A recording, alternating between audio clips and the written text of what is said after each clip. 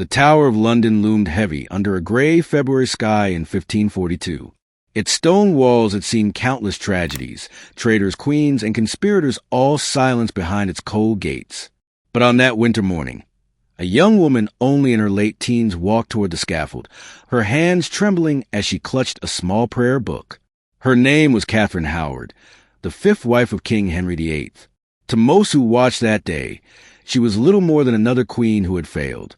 To Henry, she was a humiliation, and to history, she became a forgotten name, overshadowed by the great tragedies of Anne Boleyn and Lady Jane Grey. But Catherine Howard's story, and the reason for her execution, is far more complicated than the simple tale of a queen accused of adultery. Catherine had been just a teenager when she entered Henry's court. The king, old and broken by disease, was desperate to feel young again. His body was failing, his leg ulcerous and stinking, but his pride as a monarch demanded that he prove himself still desirable. When Catherine came into his world, vibrant, beautiful, and unscarred by years of politics, she was like a balm to his ego.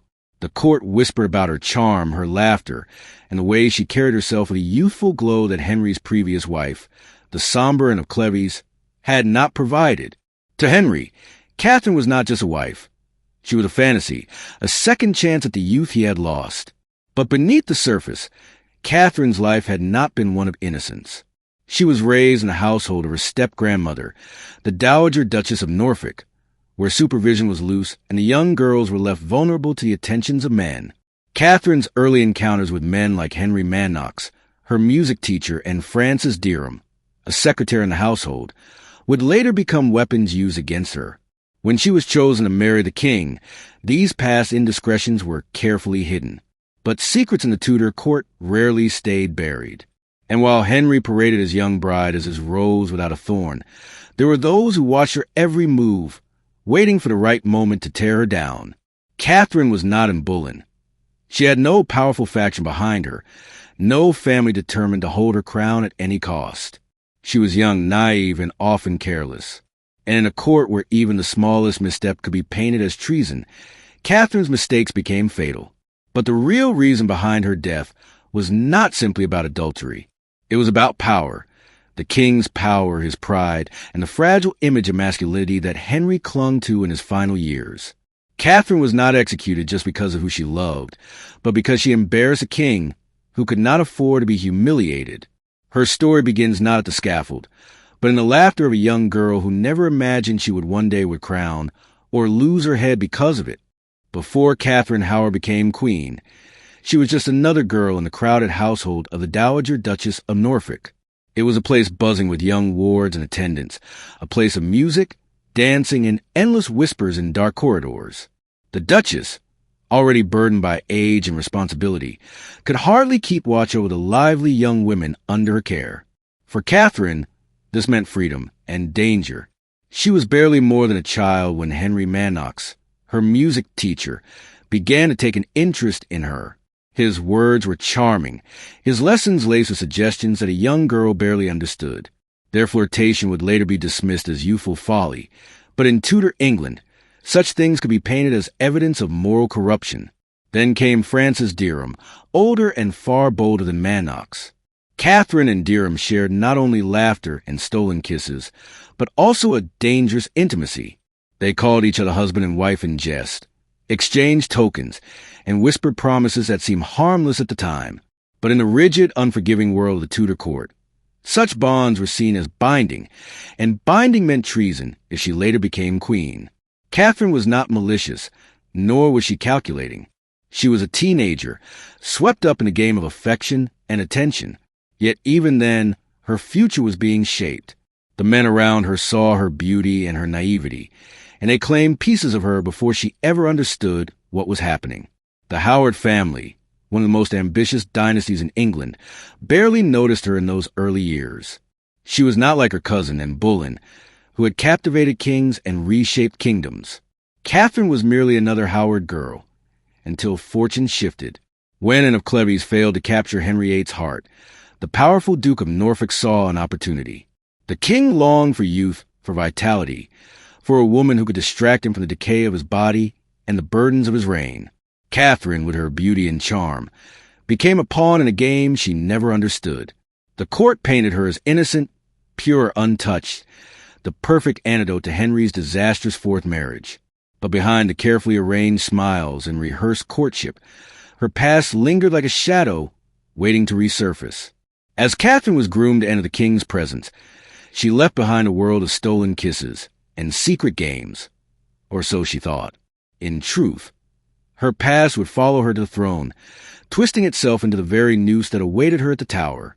Her rise was not her own doing, but a result of a family hungry for power and a king desperate for illusion.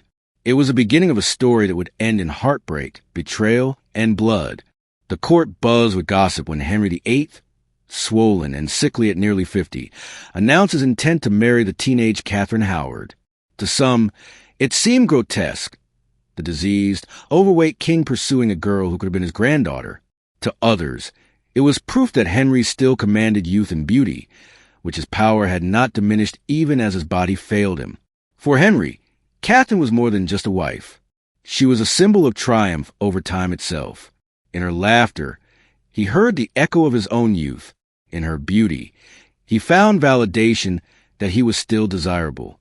He showered her with jewels, gowns, and titles, elevating her family to new heights. To the king, Catherine was his rose without a thorn. But to Catherine, the marriage was a gilded cage. She had no choice but to accept the union. The Howard family celebrated their victory, and the court marveled at her sudden transformation from an overlooked girl into a queen of England. Yet Catherine herself was trapped. The man she was forced to call husband was old, irritable, and plagued with a festering leg wound that made even standing a torment. His mood shifted violently, and his paranoia grew with every passing year. Still, Catherine played her role well. She danced, she smiled, she flattered the king when he needed it most. The court adored her charm, her lightness, her ability to make Henry forget the pain of his body and the failures of his past. For a brief moment, England basked in the illusion of a king reborn and a queen untouched by sorrow. But illusion could not hold forever. Beneath the surface, Catherine's lack of education, her inexperience, and her youthful recklessness set her apart from the more calculating queens who had preceded her. Unlike Catherine of Aragon or Bullen, she had no strategy, no vision of power. She lived in the moment, believing perhaps that the crown itself could shield her from the dangers that had claimed others before her. Henry's love for Catherine was fierce but fragile. It was rooted not in trust, but in the desperate need to believe he could still inspire loyalty and passion. The moment that illusion cracked, Catherine's fate would be sealed. And lurking in the shadows of the court was a man who would play a dangerous role in her downfall. Thomas Culpeper, a gentleman of the king's chamber whose charm would prove irresistible to the young queen. But before Culpeper's name was whispered in the halls of Whitehall, Catherine's past, the secret she thought buried, began to creep back into the light. At first, Catherine's reign seemed secure. The king adored her, the court praised her, and the Howard family basked in their restored influence. But the Tudor court was a place where secrets lived and breathed, and Catherine's past was no longer content to remain hidden. Francis Derham, the man she once called husband in jest, resurfaced. Bold and brash, Derham pushed his way into her new life, demanding recognition and employment. He boasted that he had known the queen long before she wore her crown, and his arrogance spread whispers that Catherine's purity was not as pristine as Henry believed. Catherine, terrified, made a fatal mistake. She gave Derham a position in her household. It was a desperate attempt to silence him, to bind him to loyalty, but only placed a wolf at her door. Derham's presence became a living reminder of her vulnerability, a reminder that her past could unravel her carefully crafted image. The court was ruthless in its scrutiny. Every smile, every glance, every word spoken by the queen was watched and measured. The king's counselors, many of whom despised the Howard family, waited for a slip, a crack in the facade. And when Derham's boasting reached the wrong ears, the seed of suspicion was planted. Yet Derham was only part of the storm brewing around Catherine. In her youthful loneliness, she had found companionship in Thomas Culpeper, a handsome courtier close to the king. Their relationship remained shrouded in mystery. Were they lovers or merely confidants? Some say their bond was innocent. Others claim passion drove them into dangerous secrecy. But in a court ruled by fear, even the whisper of impropriety was enough to damn her. Catherine's world began to close in. She could not erase her past with Derham, and she could not silence the gossip about Culpeper. The two men, so different yet equally dangerous, became the pillars of her downfall. But the true tragedy is this. Catherine's so-called sins were not unique. Many courtiers had youthful indiscretions. Many queens saw companionship outside their arranged marriages. What doomed Catherine was not her behavior alone, but the way it struck at the fragile pride of a king who could not bear the sting of betrayal. Henry's court was a theater of masks and daggers, and Catherine had been thrust onto the stage without a script. She danced as best she could, but the shadows of her past followed her, step for step, until they caught her in a noose of secrets she could never escape. And soon, those whispers would reach Henry himself, transforming the rose without a thorn into queen with a blade at her neck. When the rumors finally reached Henry VIII, the king's world shattered. To question Catherine's virtue was to question his own judgment. He had proclaimed her his jewel, his rose, the proof that he was still a man worthy of love. If she had betrayed him, the humiliation was unbearable. At first, Henry refused to believe it. He clung to denial, insisting his beloved Catherine was innocent. But Thomas Cranmer, Archbishop of Canterbury, presented evidence that could not be ignored. The confessions of Henry Manox and Francis Derham painted Catherine as a woman tainted long before she wore the crown. And whispers of her closeness with Thomas Culpeper struck a deeper wound. The possibility that his queen had dishonored him while he still lived. Henry's fury exploded. Those who had once benefited from Catherine's rise scrambled to distance themselves. The Howard family, terrified of sharing her fate, abandoned her. Even her step-grandmother, the Duchess who had raised her, disavowed her. Catherine, barely more than a girl, was left utterly alone. The king wept, raged, and cursed her name. He spoke of betrayal, of treason, of the shame she had brought upon his crown. But beneath his thunderous anger lay a deeper truth. Catherine had wounded his pride. She had reminded him of his age, his infirmity, his inability to hold the devotion of a young and vibrant woman. In Henry's mind, her guilt was not merely adultery. It was treason against the very image he had built of himself as a king still powerful, still desirable. For that, there could be no forgiveness. Catherine was arrested, dragged from her chambers screaming for mercy. She insisted on seeing the king, to plead with him face to face. But Henry refused. His once-beloved rose was now a thorn in his flesh, and he would rather cut it away than endure its sting. Her fate was sealed long before the trial. In Tudor England, to dishonor the king was to invite death, and so the machinery of execution began to grind forward, preparing to erase her name, her laughter, her very presence from Henry's court. But Catherine's story was not just about her fall. It was about the way power consumed the innocent, the way kings and courtiers fed upon the weak to preserve their illusions. And as Catherine sat in the tower, abandoned and condemned, she began to understand what countless others had learned before her. Henry VIII's love was as dangerous as his hatred. The Tower of London swallowed Catherine Howard whole. Its walls, cold and unfeeling, had echoed with the footsteps of her cousin and Bullen only 6 years before. Now, Catherine walked the same path, knowing she too was marked for death. Her cries for mercy went unanswered. She begged to see Henry, to speak with him one last time, but he turned away. The man who had once adored her, who had sworn she was his rose without a thorn, refused to look her in the eye. To Henry, she was already dead. The Howard family, eager to save themselves, abandoned her completely. They claimed ignorance of her past, denounced her recklessness, and left her to bear the full weight of the king's wrath. Even Francis Derham and Thomas Culpeper, the men who had been closest to her, betrayed her with confessions that painted her as guilty beyond redemption. Catherine's isolation was total. No allies, no protectors, no family willing to risk their own lives for hers. The same court that once smiled at her beauty now whispered of her downfall, eager to distance themselves from the doomed queen. And yet, Catherine was still so young. Barely 19, she faced death with the fragile courage of a child forced into a nightmare. She wept, she prayed, she trembled, not the hardened resolve of a seasoned queen, but the desperate pleas of a girl who had never been given a chance to live freely. The weight of betrayal crushed her, but even in her despair, there lingered a haunting truth. Catherine was never the architect of her own fate.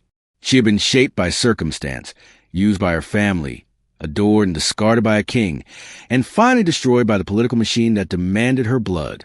The Tower prepared her for death. But the execution of Catherine Howard was not simply about justice or morality. It was a performance, a spectacle designed to remind England that no one, not even a queen, could humiliate Henry VIII and live. Her last days were filled with dread. But in the shadows of the Tower, Catherine prepared for her final moment, determined to meet it with the grace she had never been allowed in life. On the morning of February 13th, 1542, the executioner's block awaited Catherine Howard. The cold air bit against her skin as she was led from her chamber, her small body dwarfed by the guards who flanked her. The chapel bells tolled, echoing like funeral drums to the Tower grounds. Witnesses would later say she looked pale, almost ghostly, yet she carried herself with surprising calm. Some claim she spoke the night before rehearsing her last words, practicing how she would place her head upon the block so as not to appear afraid. Whether this is true or not, the image remains seared into history. A young queen rehearsing her own death, alone and abandoned. When she mounted the scaffold, the crowd watched in silence. Catherine clasped her hands, her voice trembling as she declared herself guilty of being unworthy of the king's love. She asked for forgiveness, not only from God but from Henry himself. There was no defiance, no sharp wit as Anne Boleyn had displayed before her own death. Catherine's words were simple, broken, the desperate prayer of a girl condemned. Then came the final moment.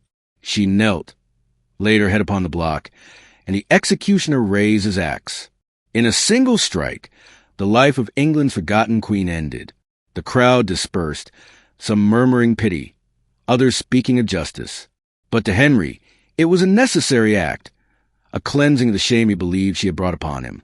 Catherine was buried without ceremony in the chapel of St. Peter ad Vincula, beside her cousin Anne Boleyn, their bones mingling beneath the stones of the Tower. Yet unlike Anne, whose defiance etched her into legend, Catherine's memory faded. She became little more than a footnote, a queen remembered only for her sins and her death. But if her story teaches us anything, it is this. Catherine Howard was not executed for love, nor even for betrayal. She was executed because she exposed the fragile pride of a king who could not endure humiliation. And for that, her youth, her innocence, her very life were sacrificed upon the altar of Henry VIII's vanity. Henry VIII's grief over Catherine's death was fleeting. What lingered was not sorrow, but humiliation. In his eyes, Catherine had mocked him, betrayed him, made him a fool before his court and his kingdom.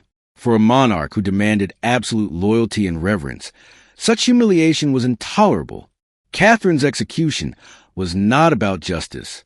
It was about restoring Henry's image.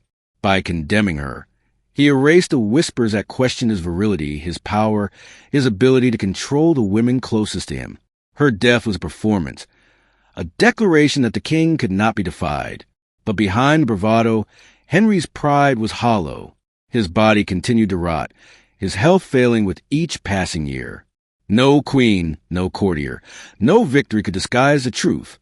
The once vibrant king who had dazzled Europe in his youth was now a broken man clinging to illusions. Catherine's tragedy was that she had become the mirror in which Henry saw his own decay. She was young where he was old, joyful where he was bitter, alive where he was dying. And in the end, he destroyed her not for who she was, but for what she reflected back at him. History did not treat Catherine Howard kindly. She was overshadowed by her cousin Anne Boleyn, whose execution shook kingdoms, and by Catherine Parr, Henry's final wife, who outlived him and shaped his legacy. Catherine's story was dismissed as the folly of a foolish girl, a cautionary tale about vanity and indiscretion. But this dismissal hides a deeper truth. Catherine was not foolish. She was unprepared. She was not reckless. She was used. From the moment she was placed in Henry's path, her life was no longer her own. The Howard family sought power. The king sought validation.